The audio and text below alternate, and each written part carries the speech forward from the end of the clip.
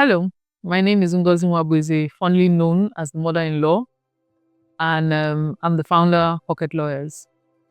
What inspired me to build Pocket Lawyers was the whole idea started in 2018 when I was working in a software development company, and I started building, solutions for other people in other endeavors of life, and I wondered why there was nothing like that for lawyers to be able to do what it is that we do, right? Then fast forward 2020 COVID, right? I was on maternity leave. And of course, then, as we all know, there was little or no physical contact. And it was like, boom, imagine if this platform did exist, lawyers would still be able to, interact with their clients and even, have even access to more markets at that time.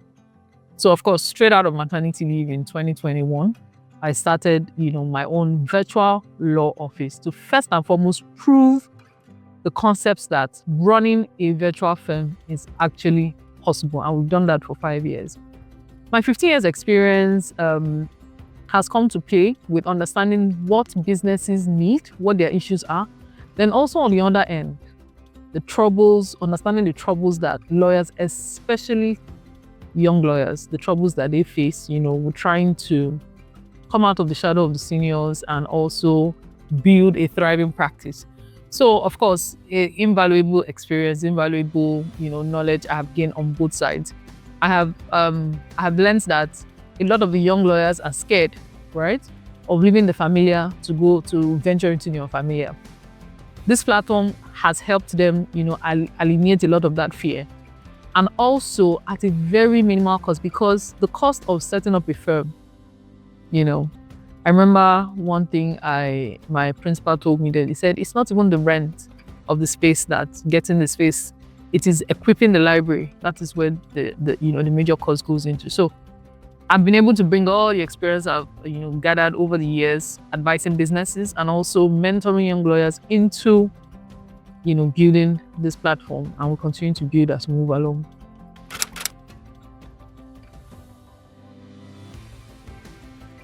I mean, we all know that everybody's on the go and everybody literally almost does everything on their phone, right? You want to be able to access legal services, whatever it is, whether you're an individual or a business, on the go, on demand, without having to, ask A or B or C or D, because a lot of the times we also found out from research that nobody really walks into a law firm, right? People usually just have to ask and ask and ask to be able to get. But with our platform, you're able to just go there and find somebody that you need, whatever it is that you need, because of course, different lawyers have different areas of expertise. Now, what that also does is it helps to minimize the cost of actually accessing these services, right? Because even the lawyers are able to create their own virtual law office at a fraction of the cost, of actually owning a physical law firm. I mean, we all know that digital, virtual, platform, software, technology is permeating every single facet of life, and it's definitely not different from. It's not different with legal practice, right? So, of course, that is exactly the gap we're trying to bridge, right? Taking everything you can do in a traditional law firm and putting it on a platform where not just you as an individual accessing the services, but the lawyers can also use it to create their own virtual law office to be able to now not just serve the existing clients, but also to be more visible, to more and new clients. So yeah, we're there in between, bridging that gap.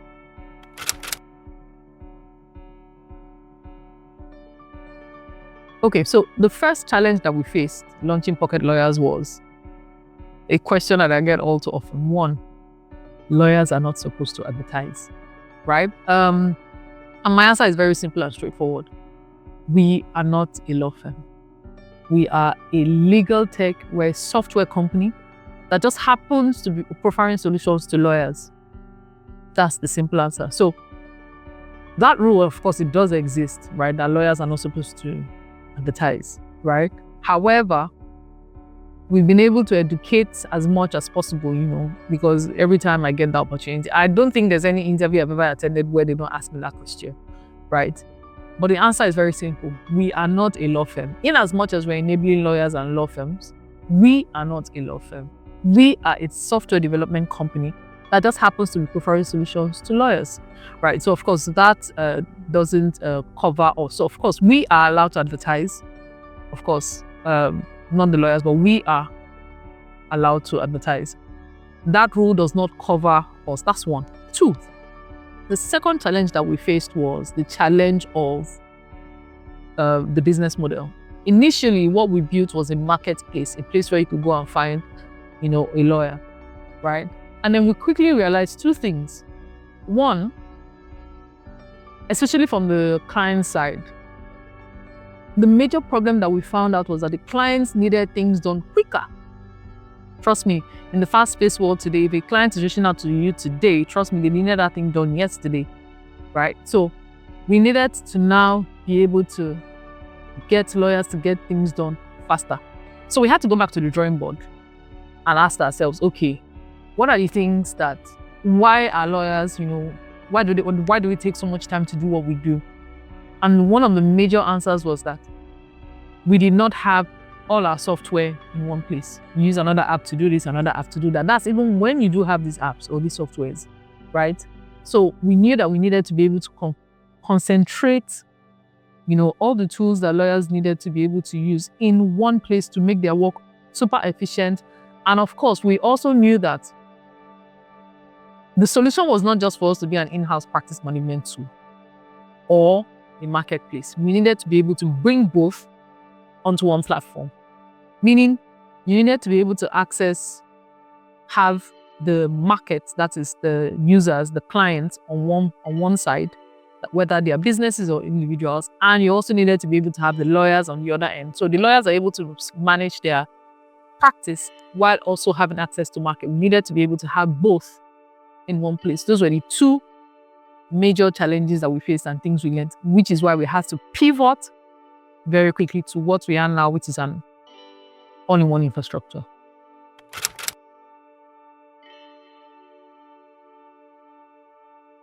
So how we evolved since 2020? Like I said earlier, COVID year, towards the end of COVID year, the first thing that I wanted to do was to prove the model, the virtual law office model, to prove that it's possible for you to run a law firm fully remote. Fully remote. And that we've proven over the last almost 5 years. So I first of all set up Pocket Lawyers & Co. And then of course we started to offer, legal services to businesses, mainly, then of course some individuals. Having proven the model that it is possible because of course, if you're going to build a software, it only entails that you're taking your practice virtual, right? So we needed to show that it was possible to be able to do that. And having proven that for almost about 2 years, by 2022, we started to build, the platform. We started to envision the platform, the idea and all of that. And then we launched in 2023, October 2023, where we realized that, that model, the marketplace model, was not going to work. And then also, initially, the model was more service-based, right?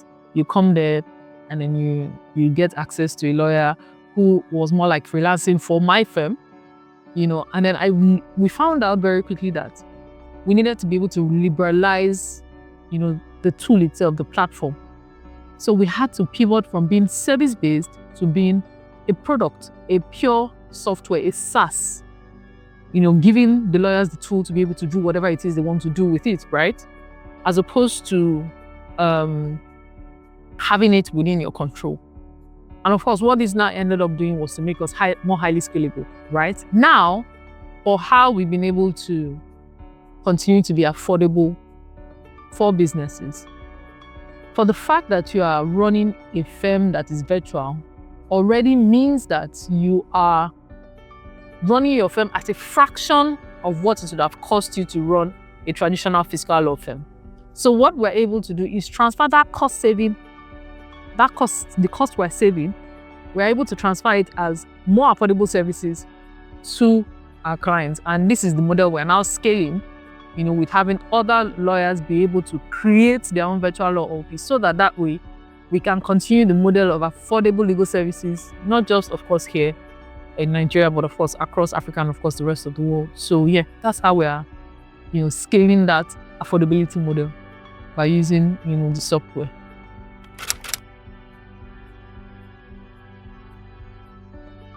First, like I said earlier, I don't think I've ever met anybody that just walked into a law firm. Nobody really does that, right? Whenever anybody needs anything, they ask and ask and ask, and eventually they get somebody. Also, from our research, more often than not, we find out that the lawyers that they find are not necessarily lawyers that have the expertise that they need. But at that point, you're just happy to have even found somebody. So how we have contributed to financial inclusion and legal inclusion is by giving you that access. That's the first thing. Access for you to be able, I need a lawyer. At the point where you realize, you need a lawyer, all you need to just do is go to the platform. You'll be able to find a lawyer close to you, proximity if you want, within your price range, a lawyer who offers a service within, your problem area. Then, of course, if you need a lawyer, even if it's outside of Nigeria, because we do have lawyers outside of Nigeria, right? You can find whatever it is that you need. That access is enabling legal inclusion, right? Also, legal inclusion is not just on the end or the side of the clients. Legal inclusion is also on the side of the lawyers, right? Because, of course, this is something that, this is what I found out. At some point, I got tired. Of course, at some point, I was a young lawyer then. Of course, now 15 years post-school, of course, I'm on the other side of the divide. But I got tired of the conversation of hearing younger lawyers complain about poor pay, right? So this is a platform that gives you the opportunity to be able to create your own luck, create your own wealth, create your own. So yes, you could be in a law firm where you're doing your internship or learning the ropes or gathering experience, which is fantastic. Or you can even start to build your own practice on the side. This is the platform that gives you the opportunity to go and create your law firm from day one. Once you finish from law school, set off your virtual law office. Now, what we have realized is this platform is going to give lawyers the opportunity to be able to shorten the time to which they are normally able to set up their own firm. We have lawyers who are 10 years post-school, and of course, I'm not saying tutelage is a bad thing. No, it's not. But the fear of venturing out is what keeps them crippled and grounded where they are. They might not necessarily like it, but a lot of them don't have choices. With this platform, we're giving you the choice and the tool to be able to venture out. Bar can be won the moment you have the call to the bar. That, of course, is enabling inclusion on that end. Like I said, not just on the client's end. Then, of course, financial inclusion, the services that we offer, especially for individuals and businesses. The average business in Nigeria, let me speak for Nigeria, right, is struggling with a lot of things, right? And trust me, I can assure you that legal is not usually on their, should I say, opportunity cost list, right? It's usually down there. And they usually only come to legal or look for a lawyer when it is really bad. But we are using this platform to change the narrative that, see, you can come and find whatever it is your price range is. You definitely come and you find somebody who can do it for you, affordably, which is where, the pocket comes in, the pocket lawyers, your pocket-friendly lawyer, right? Yeah, so we definitely are driving, that inclusion and that, and inclusion, of course, whether it's financial or legal. Definitely, this is one platform that is definitely deepening all of those across board.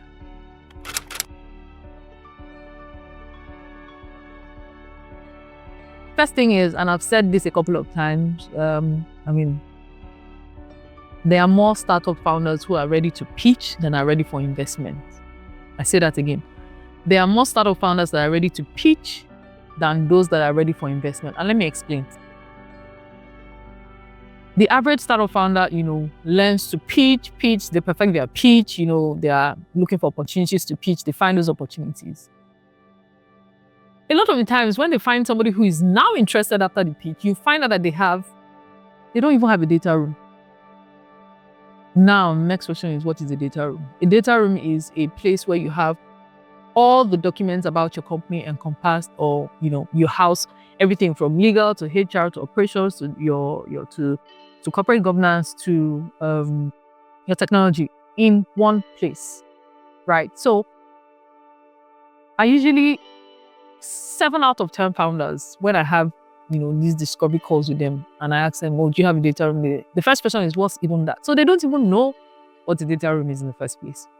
So part of our job, of course, is to continue to educate them so that they can be ready, because it's one thing for you to be looking for opportunities. The question is, are you ready for that opportunity when it does come, right? So that's why I said a lot of them are more ready to pitch than they are actually ready to be able to receive that investment. So the first thing I would advise is have a data room.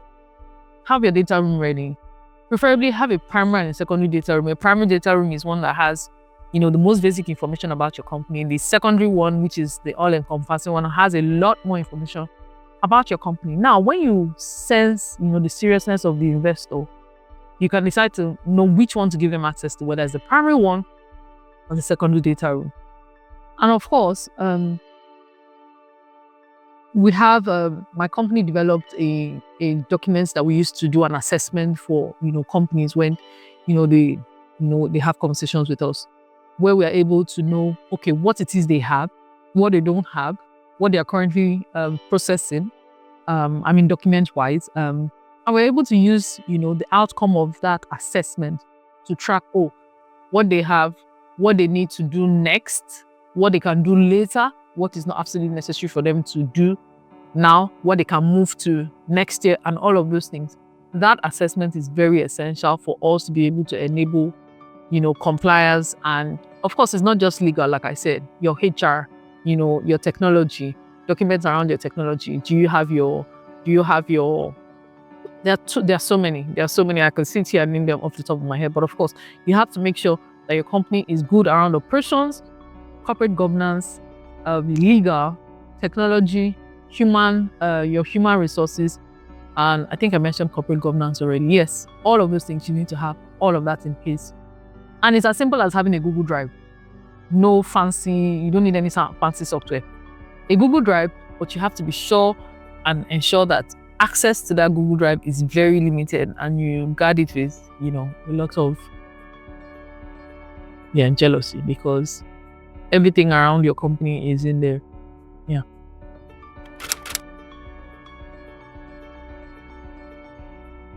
Two things. One thing I found out is that legal tech is not really a very popular sector, not just here, but across the world. For example, more than half the times when I'm filling a form, right, or maybe I'm applying to something, you see other sectors, right? You see logistic tech, you see agri-tech, you see fintech, you see prop tech, and all. Legal tech is others, right? So, and I'm sure it's also the same thing around the world, because if you look at the number of legal techs around the world, and even the amount of funding that goes into legal techs, it's not as much as other sectors globally. So I think the first thing is, even if you do find out that that is the case, do not fret. Just keep going. It doesn't mean that there is no market. There is a huge market. In short, the fact that we're not so many means that there is a huge market, right? So just keep going. That's one. Do not relent. Two, what I learned is you don't necessarily understand the market or the problems from the outside. You need to start, build, and then of course, do not love your idea too much not to be open to iterations or to pivoting. Our mission has always been to create that access, that affordability. But when we got into the market, we realized that the model, how we wanted to go about it, was not the best. The why still remained, but the how can always change. How you go about it can always change. Be open to that change and let the market guide you. The market will always guide you, right? Then build for scale. This is something I've noticed about a lot of legal techs, right? There are very few legal techs that are built to be used outside of a certain jurisdiction. So what I mean is, a lot of the times when you see legal techs in Nigeria, they're just operational within Nigeria. When you see legal techs in Scotland or in other places, they're just operational within that jurisdiction. We need to start to build more scalable products that are solving problems across borders, right? So, and of course, that is what investors are always looking for, scalability.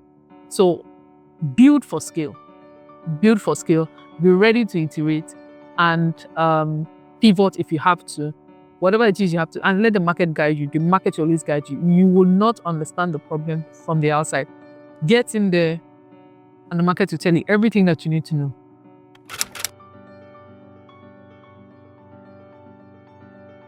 As a woman in the legal tech space, first things first, there are no handouts.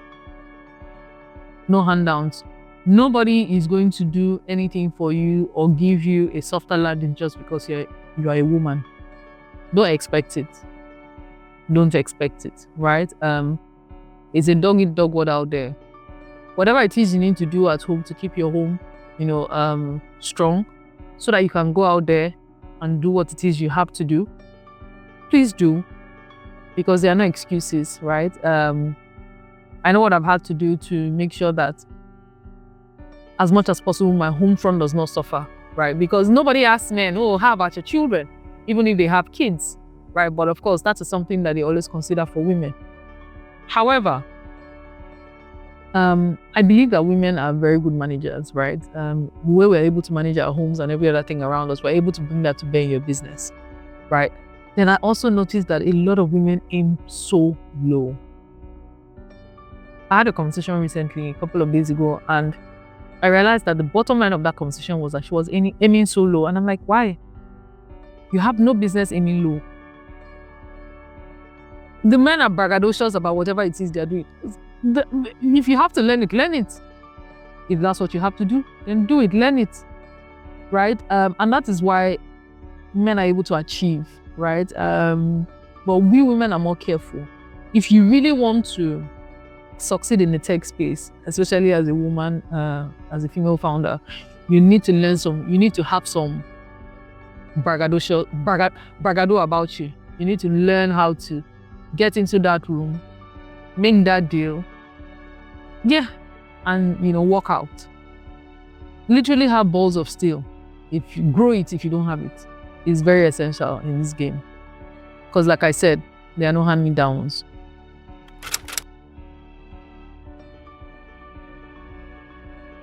I think collaboration is very key. Collaboration is very key for you to be able to unlock new markets. And the reason is, you cannot understand that market more than any other person or business who currently plays in that market. If you're going to scale successfully, you definitely have to be open to collaborations, right?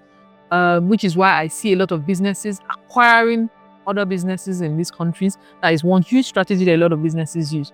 You go there and I don't want to use the word cannibalize, more like acquire, right?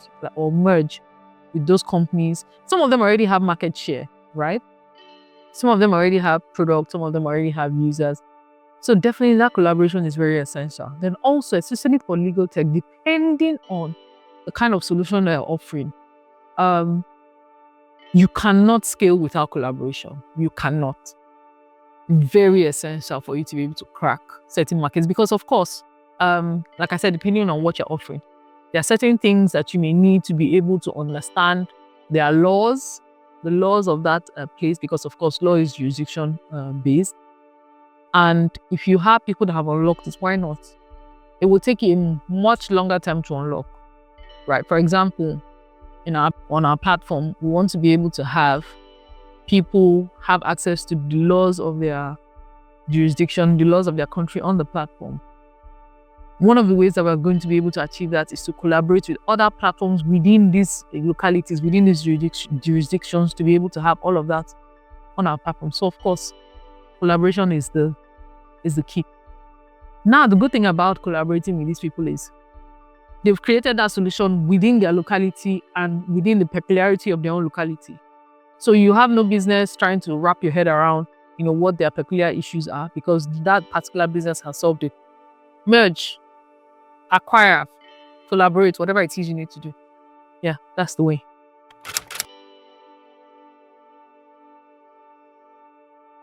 I think it's pretty simple.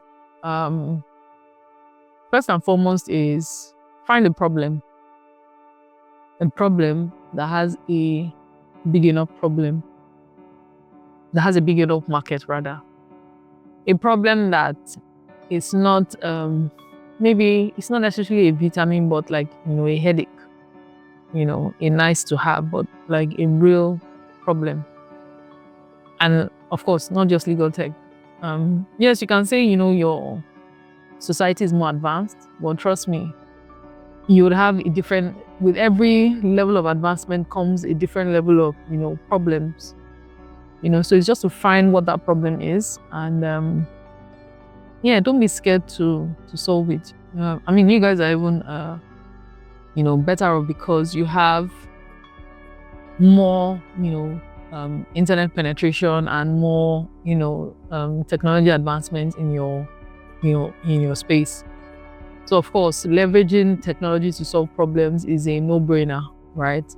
So it's for you to just find solutions. Then of course, when you find these problems, right, you could do a little bit of research to find out how other people have solved these problems in other parts of the world. That's something I did, in the beginning. Find out how this problem is already being solved and find a way to domesticate that idea or that solution. Don't copy slam dunk. It never works, right? Because of course, the terrains are different. So find a way to domesticate, the solution to fit whatever peculiarities exist in your own locality and not just copy and paste. That's about it.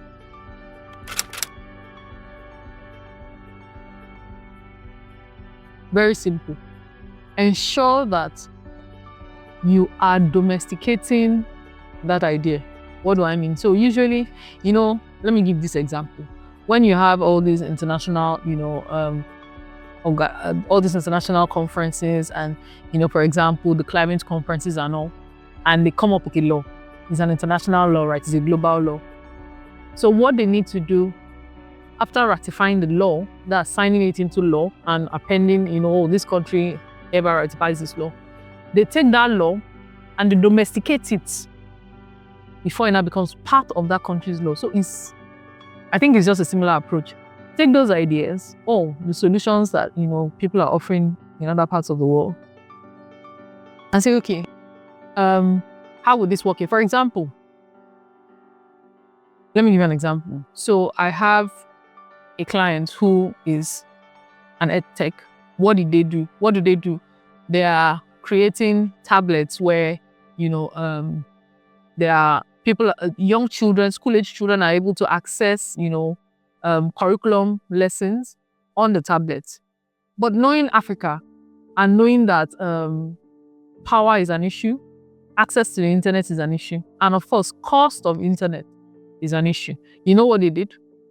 They preloaded the curriculum onto the tabs and made sure they were able to get tabs that were solar powered. This is literally, so yes, they're still offering the same solution, but they found a way to domesticate the problem to suit their own peculiarities within their own locality, right? So imagine if they just went to bring tabs, that you have to charge, that you need internet access. The penetration for that solution will not go far because even people in the cities, power is still an issue in Africa. In Nigeria, for example, power is still an issue here. So I'm just giving that as an example for you to understand how you can take ideas that are already existing in other parts of the world and domesticate it. You take it into cognizance the peculiarities of your own locality and say, this can work here, this won't work here. But we already have this. Okay, let's tweak it a bit and then take this and add to it and you're good.